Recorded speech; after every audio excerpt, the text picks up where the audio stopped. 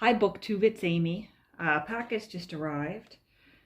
It's pretty early on a Saturday, midway through my morning coffee, and I had just woken up to an email that this package had cleared customs and was on its way, but I didn't expect it quite so soon, so I was a bit surprised when the company that usually delivers Amazon boxes showed up with a package for me, and a quite heavy package at that.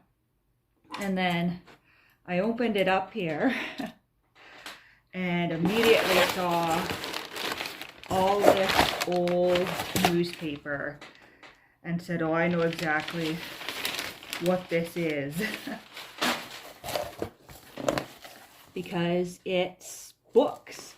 It's a set of books I was quite excited about. I saw them on eBay over the Christmas holidays, and so I ordered them. And they came to me from a bookseller in the United Kingdom. They're all very neatly wrapped up in bubble wrap here, and there are 3 of them.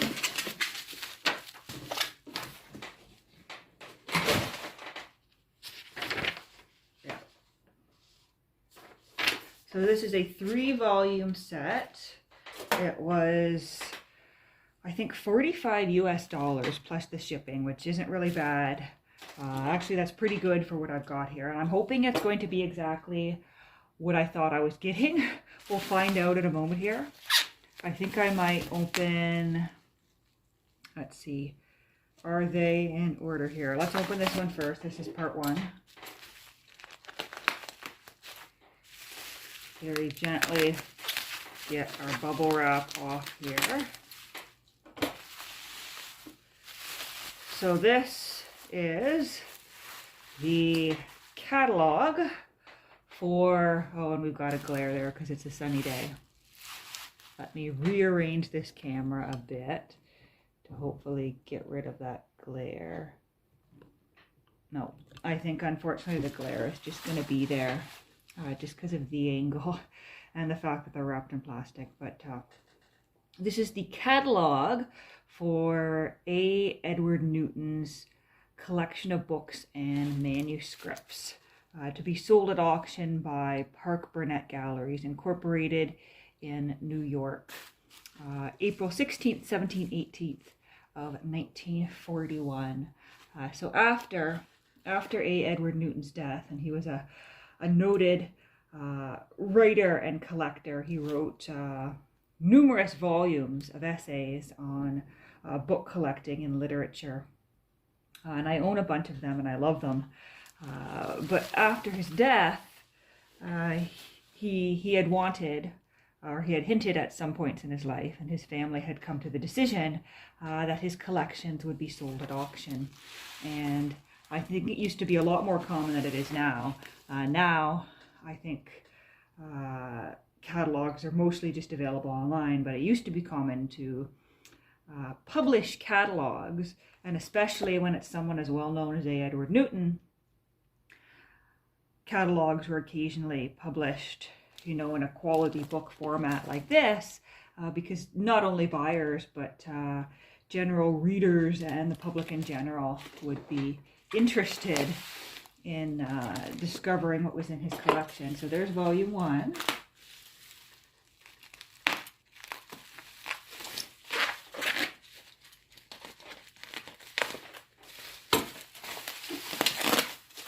This is volume 2.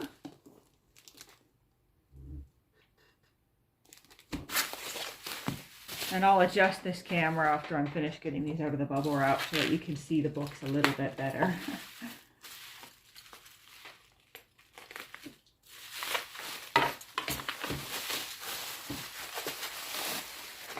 And there is part 3. And on the front here of this one are the dust jacket covers of his own books. And so I'll just adjust this camera and we can take a closer look at specifically what's in each of these books. Okay, so here we are with a better position, a better angle where you can actually see the book in full. So here we are again with volume 1. And if we open it up, We see beautiful end papers showing A. Edward Newton's library. I'm assuming this is A. Edward Newton's library, and it definitely looks like the best library to spend some hours reading, and just to spend some hours looking too.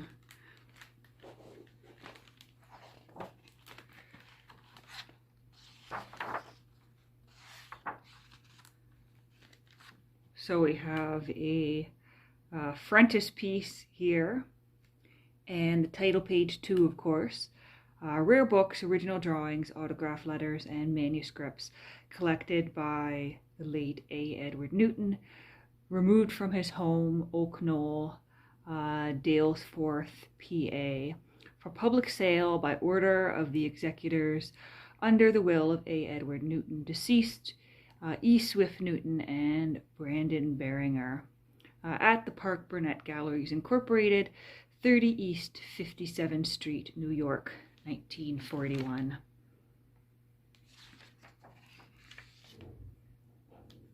And so there was a free public exhibition daily from Tuesday, April 8th to the time of sale, weekdays 9 a.m. to 5:30 p.m., Sunday, April 13th from 2 to 5 p.m. And then, of course, the date to the public sale.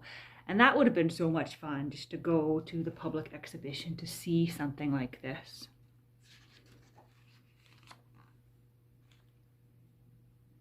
If, as Eugene Field suggests, women folk are few in the part of paradise especially reserved for book lovers, I do not care. One woman will be there, for I shall insist that 28 years probation entitles her to share in my biblio-bliss above, as she has shared there below. That woman is my wife. A. Edward Newton, October 1918. So that's a lovely, lovely sentiment there. Such is the dedication of Father's first book. It is proof enough, if proof were needed, of Babette Edenheim Newton's part in the building of this great library. Therefore, in like manner, I dedicate this catalogue to her whose sympathetic help and understanding is now a matter of record. And so we have the introduction here. Some quotes. A final word. Conditions of the sale, and then the catalog. And I do believe this catalog is going to be full of wonderful illustrations. There is Newton's book plate, all the listings here, and oh, someone has gone through and marked prices. And so I would wonder if these are what each of the items sold for. Louisa May Alcott, Little Women, first series, 1868. The same, second series, 1869. So yeah, this looks like a collection of, with autograph letter regarding the book. Yeah, so we got a first edition of Little Women Part 1. And I'm just reading here. So it looks as though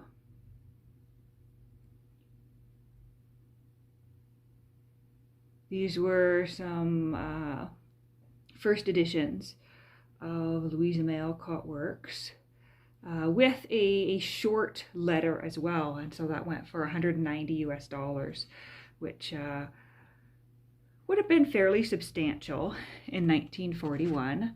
Some lower prices, you know, $25, $20, that sort of thing. And I'm going to enjoy just reading through all of these here. And this is really interesting because I don't think the listing indicated that someone had written the prices in, which I don't mind at all. Here's something inscribed by the author, by Arnold Bennett, that went for $300. We have here the first page of the Book of Apocalypse from the Gutenberg Bible. So he did have some Gutenberg Bible examples in his collection. And that Gutenberg Bible,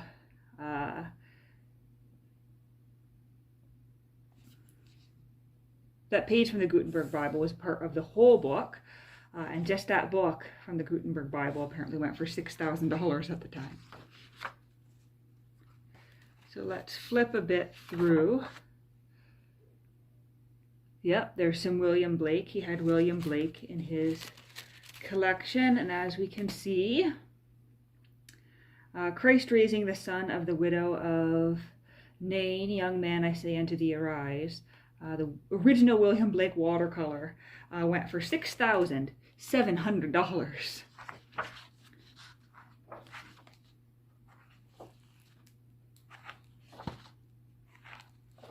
And that's, yeah. We've got some Robert Browning, Cervantes, Confessions of an English Opium Eater. So he had quite a varied collection. Now I'm wondering if this is his house at the back here. But I'm going to read through these volumes in detail, and maybe I'll come back with a video on some of the most interesting things I come across here. But there's volume 1. Oops, and I'm crinkling the dust jacket there. There's volume 1. Let's take a closer peek at volume 2 here. At part 2.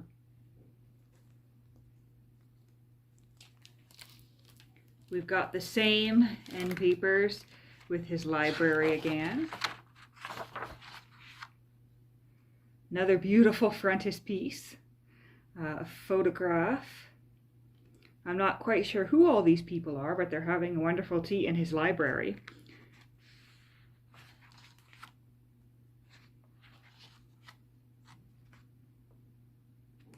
Quote from Robert Louis Stevenson. And I'm looking forward to just reading all these little introductions and the conditions of sale. And then also looking, of course, at the catalog. Fine Binding by Edwards of Halifax. We've got the prices listed throughout again. A fine douze à douze specimen of binding. Embroidered binding.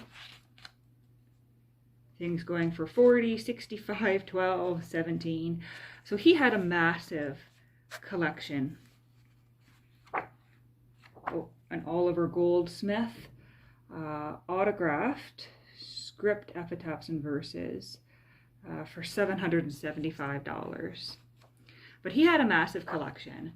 And I think part of the reasoning behind auctioning it off is that he had said, maybe once or twice, that he sort of did want his stuff to go up for auction rather than to end up in a library somewhere or donated to some, university or public collection, because it allows others to quote play the game. It gives others the chance to pursue collecting.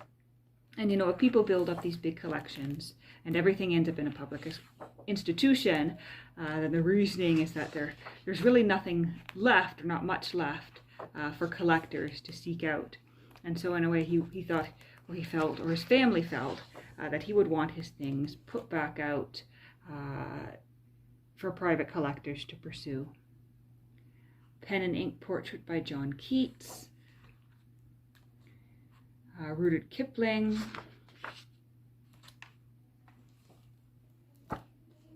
George Moore.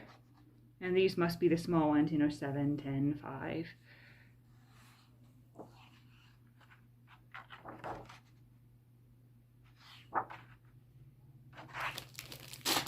Oops. There's volume 2. And we'll take a quick peek at volume 3 here. And so just as I suspected, we got the same end papers of his library. A frontispiece of him in the library at Oak Knoll, his home in 1935. And so This is part N to Z. So these volumes are alphabetical. The introduction, and I do wonder whether the introductions are the same or whether they're different. I haven't quite paid enough attention from the sideways angle to note that. Conditions of sale, I'm assuming the conditions of sale are going to be the same. So we've got some Bibles here, New Testaments. Poetry by John Donne. The Rubaiyat in a mosaic binding by Revere, number 22.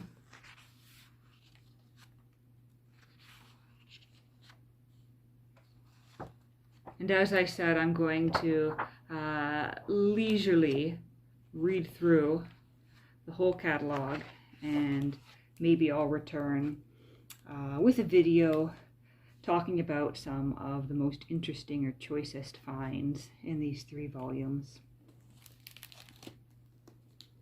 So there we go. Wonderful, wonderful surprise to start off my Saturday with.